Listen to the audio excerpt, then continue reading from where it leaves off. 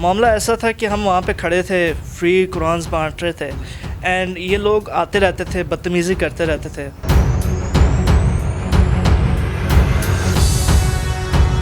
وہ آئے، بدتمیزی کی، پھر انہیں سمجھایا، وہ چلے بھی گئے، لیکن پھر واپس آئے تو انہوں نے، جو بھائی تھا ان کے ہاتھ میں قرآن، ان کے ہاتھ میں ایک اسلامک بک تھی، انہوں نے کک کی.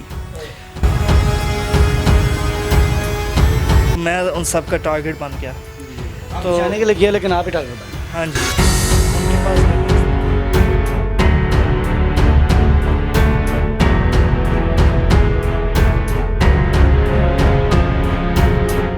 مدثر کی باتوں کو لائک کریں، سبسکرائب کریں اور بیل آئیکن کو پریس کریں تاکہ نئے آنے والی اپڈیٹ آپ تک پہنچ سکے. السلام علیکم ناظرین، آپ کا میزبان مدثر رشید آپ کی خدمت میں حاضر ہے اور آپ دیکھ رہے ہیں مدثر کی باتیں.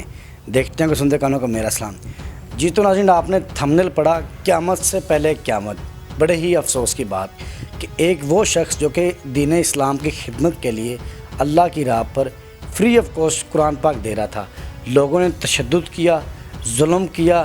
میں کہتا ہوں کہ بہت تیز دھار آلہ سے وار کیا اور اٹیک کیا. ہمارے ساتھ موجود ہیں باسط بھائی، ان سے جانتے ہیں یہ معاملہ کہاں پر پیش آیا اور کیوں پیش آیا، وجہ کیا بنی تھی. السلام علیکم.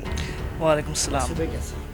ٹھیک ٹھاک، اللہ کا شکر. باسط بھائی بہت شکریہ، آپ نے ٹائم دیا. باسط بھائی مجھے بڑی ہی معذرت بھی ہے، بڑا دکھ بھی ہے کہ دین اسلام کی راہ پر آپ بڑے اچھا نیک کام کر رہے تھے، لوگوں نے آپ پہ تشدد کیا. سر یہ معاملہ کب اور کہاں پیش آیا؟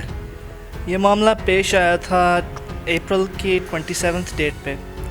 ویڈنسڈے کا دن تھا، اپروکسیمیٹلی 3:15 PM کا ٹائم تھا. اینڈ ڈاؤن ٹاؤن ٹورانٹو میں ینگ اینڈ ڈنڈاس ہے، it is the busiest intersection in all of Canada.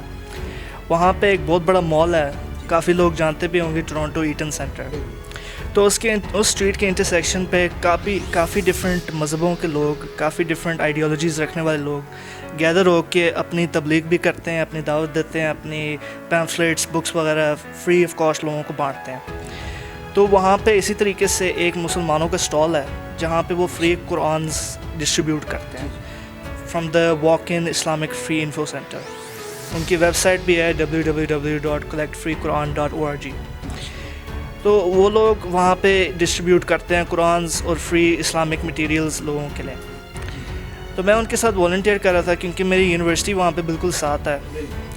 میرے تعلق ہے رائرسن یونیورسٹی سے، میں ابھی گریجویٹ ہوا ہوں وہاں سے. تو میری یونیورسٹی کے بالکل ساتھ ان کی یہ اسٹال تھی.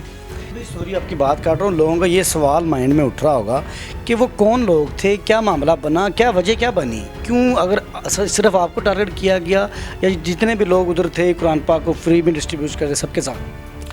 انہوں نے اصل میں پہلے ٹارگٹ کیا تھا میرے ساتھ جو ساتھی تھے، ان کو انہوں نے پہلے اٹیک کیا تھا.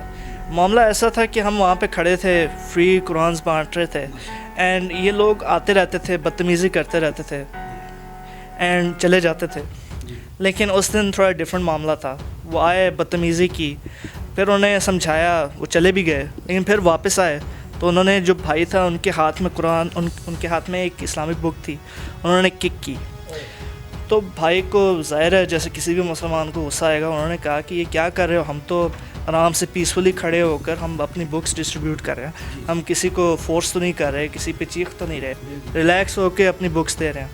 تو why do you have a problem? تو وہ لوگ بدتمیز قسم کے لوگ تھے، انہوں نے پھر اٹیک کیا میرے ساتھی کو.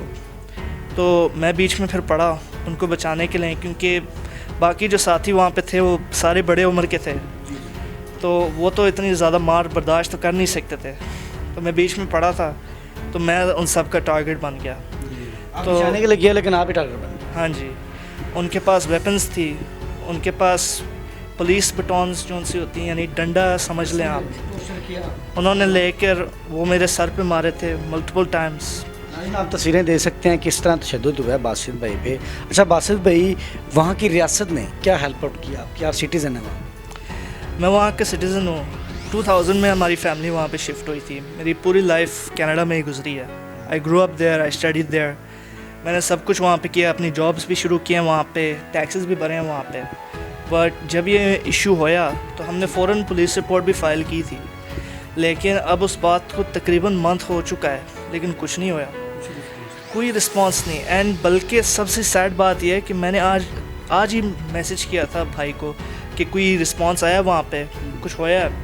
तो वो कहते हैं वो जो आदमी थे जिन्होंने आकर अटैक किया था वो फिर रहे हैं वहाँ पे, खुलेआम फिर रहे हैं और उन्हें किसी ने कुछ नहीं किया। पुलिस वाले ड्रामा करते हैं कि हमने इनके पीछे इन्वेस्टिगेशन लगाई हुई है, हम इनको इन्वेस्टिगेट कर रहे हैं, हम इनको जस्टिस आपको दिला कर रहेंगे, लेकिन ट्रूथ ये है कि कुछ नहीं होया।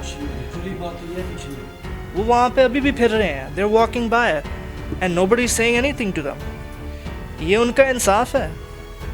भी देखें माशाल्लाह आपने बड़ा अच्छा काम करने की कोशिश की, लेकिन बदकिस्मती से ये है कि हमारे मुल्क में ही सबको हकूक़ मिलते हैं, अदर कंट्री में बड़ा कम है। तो सोशल मीडिया पे आने की क्या वजह है, क्या अवेयरनेस देना चाहते हैं हमारी ऑडियंस को, हमारे पाकिस्तानियों को?